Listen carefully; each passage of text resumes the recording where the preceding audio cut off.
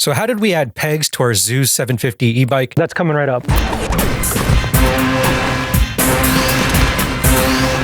Hey guys, it's Rick from RunPlayBack. In this video, we're going to show you how we replaced our pedals for pegs on our Zooz 750 e-bike. So why would anyone want to remove their pedals? Well, for some, pegs are easier to stunt with, and if you have a physical disability, they make it easier to ride. But fair warning, removing your pedals technically doesn't make your bike street legal anymore. Now for some, removing pedals is very triggering, so if that's you, I suggest you close this window immediately. But if not, we'll talk about the tools you'll need, the parts we used, and share links to all the parts in the description. So let's get to it.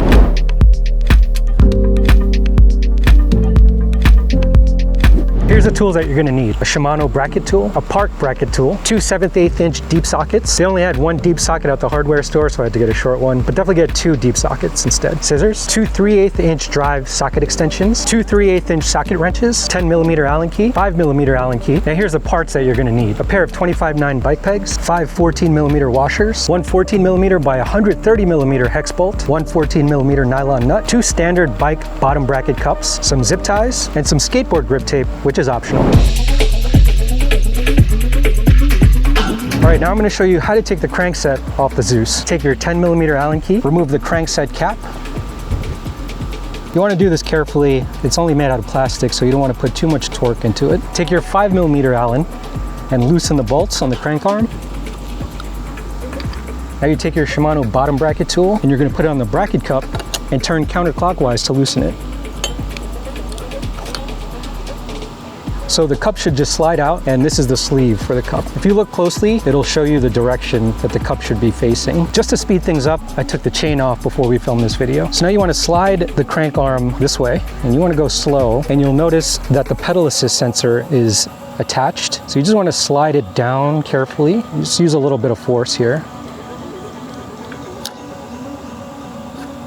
And then you pull the crank arm out.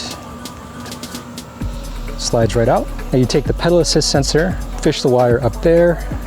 We'll take care of this in a second. Now you want to take your bottom bracket tool, put it on the bracket cup, and turn clockwise to loosen it.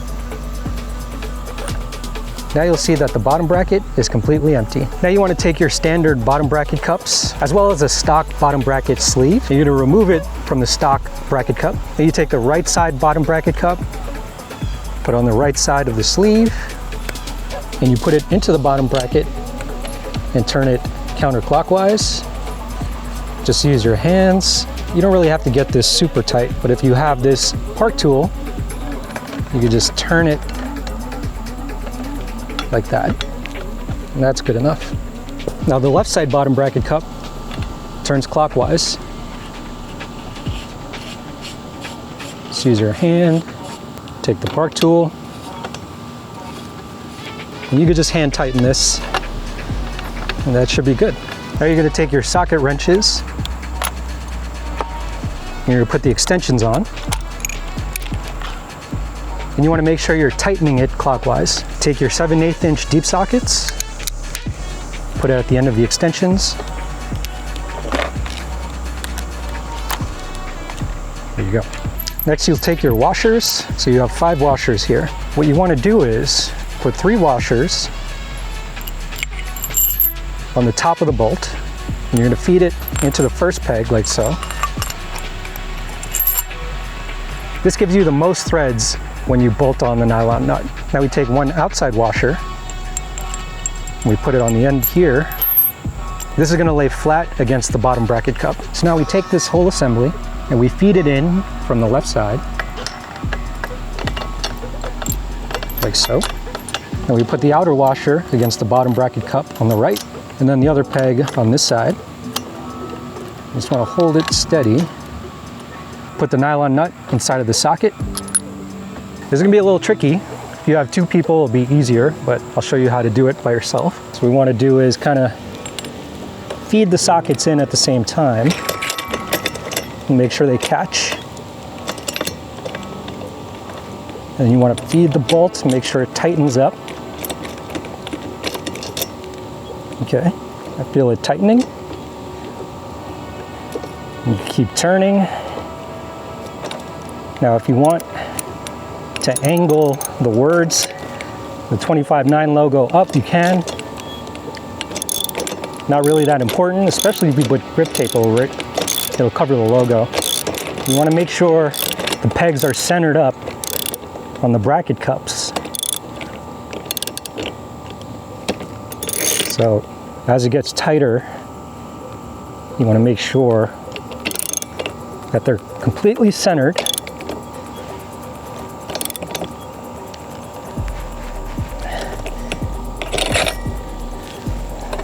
And there you go. Now the last thing you want to do is either remove the pedal assist sensor from the controller, or you could just zip tie it down.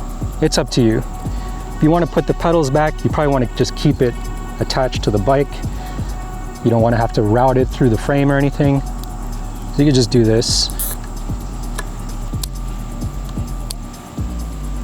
So the reason we did this peg conversion is for our 18-inch Zooz mini bike build. Now for this build, we actually put grip tape on the pegs. This is really strong grip tape. I definitely recommend putting this on because these pegs are a little bit slippery. So now that we installed the pegs, let's take it out for its first ride.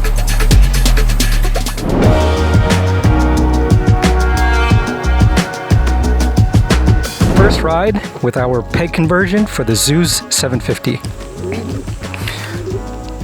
Okay. So my instinct is to pedal, but obviously there's no pedals. But the placement of my feet feel pretty natural. You can definitely stand on the bike easily. Still very easy to maneuver. You probably want to put a foot down when you do these sharp turns.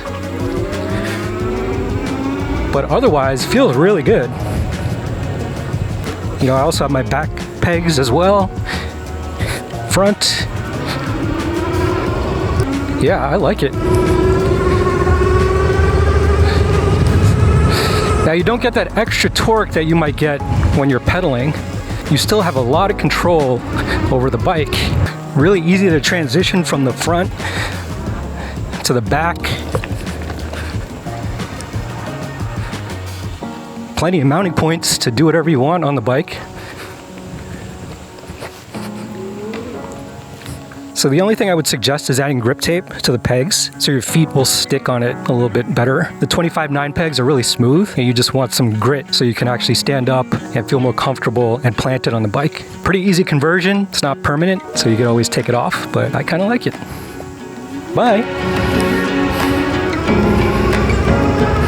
And that's how to do a pedal and crank delete on your Zooz. If you have any questions or suggestions on how to improve this mod, please leave them in the comments below. If you want to dive into more EV tech tips, click the links on the side and remember to like and subscribe so we can help you find tech deals that fit your lifestyle. We'll see you guys in the next video.